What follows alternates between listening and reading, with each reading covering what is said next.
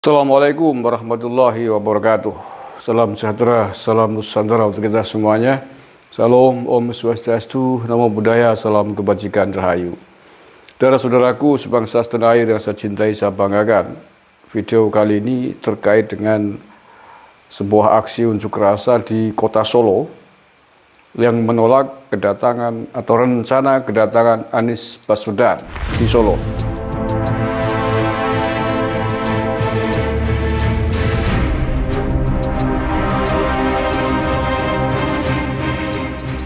Ini baru ya, bukan kedatangan Anies Baswedan pada saat ke tempatnya Gibran itu, atau pada saat menghadiri undangannya Pak Jokowi, bukan. Ini adalah baru, ya ini ada agenda Anies mau datang ke Solo pada sebuah acara, dan kemudian ditolak oleh sebagian warga Solo dengan menggelar aksi unjuk rasa, memasang beberapa poster yang intinya tidak ingin Anies datang ke Solo, kemudian melakukan propaganda politik. Menurut mereka, menurut warga, bahwa Anies Baswedan kedatangannya sering menggunakan momen-momen tertentu, digunakan untuk manuver politik dengan dalih safari politik. Oke, saya baca di beritanya, sejumlah warga menggelar aksi demo tolak kedatangan Anies Baswedan di Solo. Hari ini hari Minggu 25 Desember 2022. Solo, sekelompok orang yang menamakan diri sebagai masyarakat Solo Raya menggelar aksi demo menolak kedatangan Anies Baswedan di kota Solo. Anies hari ini dikabarkan berkunjung ke kota Solo untuk menghadiri acara pernikahan anak salah satu temannya. Oh, acaranya hajatan juga ya. Acara keluarga berarti. Salah satu temennya Anies. Nggak tahu siapa nih. Saya lanjutkan dulu. Aksi penolakan itu dilakukan dengan membentangkan poster bernada penolakan di tepi jalan sekitar kawasan exit tol Klodran. Menurut kami, Anies Baswedan telah memberikan contoh buruk bagi demokrasi di Indonesia. Dia melakukan kampanye terselubung di berbagai daerah dengan kedok safari politik, kata Koordinator Lapangan Aksi Krishna saat dihubungi oleh Detik Jateng pada hari Minggu ini. Dalam aksinya mereka membentangkan poster bertuliskan tolak kampanye terselubung Anies Baswedan, Wong Solo tolak Anies Baswedan, Anies Baswedan babak politik identitas tolak, dan beberapa poster lainnya. Menurutnya, apa yang dilakukan oleh Anies Baswedan itu harusnya mendapat kartu merah lantaran telah mencuri start, sehingga membuat iklim demokrasi di Indonesia menjadi tidak sehat. Curi start kampanye ya, faktanya dibiarkan oleh Bawaslu. Karena argumentasi Bawaslu ini belum saatnya, belum masa kampanye gitu, sehingga belum bisa dikenai pasal curi start. Dipikir-pikirkan wagu ya, aneh ya.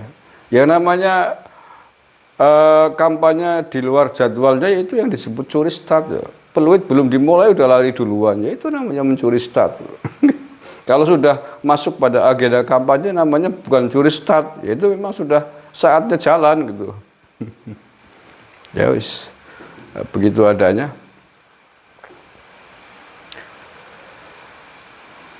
Saya lanjut.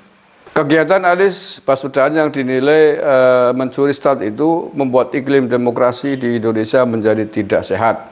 Sebab Anies kerap melakukan kunjungan ke sejumlah daerah di Indonesia, mulai dari Jawa Barat, Sumatera Selatan, Papua, bahkan pernah mengunjungi tokoh agama di kota Solo. Ini dapat merusak demokrasi bangsa Indonesia, belum apa-apa sudah mencuri start, pungkasnya.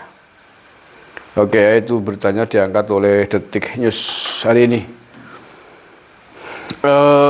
Tentang curi start saya kira sudah dijawab oleh Bawaslu, walaupun kita tidak sepakat sebenarnya. Apa gunanya Bawaslu ya, 5 tahun bekerja, kalau kemudian yang dinilai mencuri start kampanye adalah pada saat agenda jadwal yang sudah ditentukan. Ya mencuri start ya justru hari ini itu mencuri start, belum dimulai pertandingannya sudah kampanye. Oke.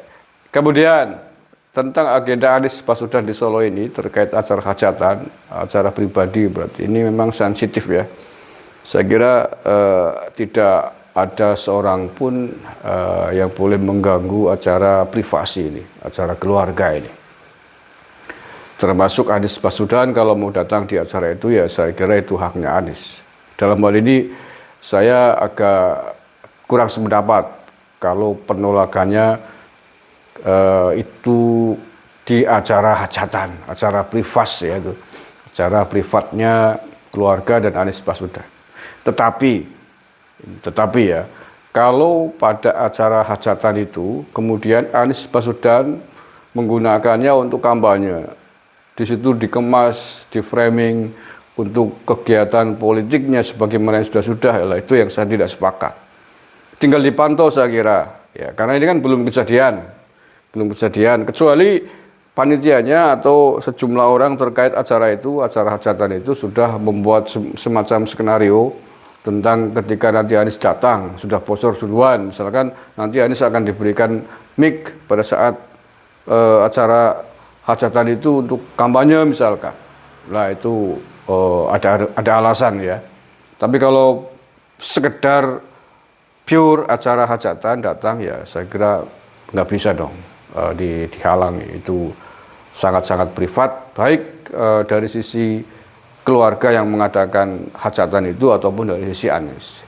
Nah, tetapi saya kira memang perlu untuk dipantau. Artinya apa? Silakan datang di acara hajatan, itu acara hajatan. Tetapi kalau besok di acara hajatan itu ternyata ada kegiatan Anies Baswedan di situ yang bisa dikategorikan sebagai sebuah provokasi atau kampanye politik, nah baru itu diurus. Siapa yang diurus? Ya keluarga yang undang. Kalau memang acara itu ada sangkut paut atau difasilitasi oleh pihak keluarga yang undang Anies. Kalau misalkan kok yang membuat manuver adalah timnya Anies, ya timnya Anies yang harus diperkarakan, kan begitu. Nah, terkait safari politik Anies Baswedan muter-muter ini, saya kira memang kalau secara umum tidak terlalu masalah. Kalau yang menjadi masalah menurut saya adalah ketika Anies melakukan safari politik ini muter-muter di masjid itu yang sangat sensitif. Di masjid tempat ibadah atau selain masjid tempat ibadah yang lain ya, misalkan gereja, pura atau apa. Itu menurut saya yang kita harus tolak tegas. Karena memang tempat ibadah bukan tempatnya kampanye politik praktis.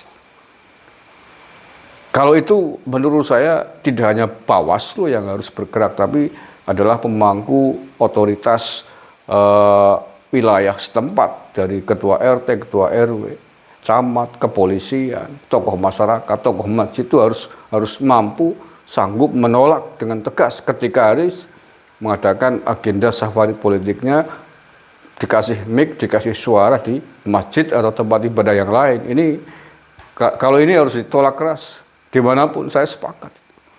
Karena sudah terbukti di Tasik, di Aceh gitu ya, usai sholat kemudian melakukan agenda politik di situ, kesepakatan politik itu tidak bisa dibenarkan. Kalau hanya sekedar sholat jamaah di situ, kemudian bersalaman dengan jamaah yang lain, monggo, oke, tanpa ada deal-deal politik. Itu saya kira haknya Anies atau siapapun tokoh politik yang manapun boleh melakukan itu.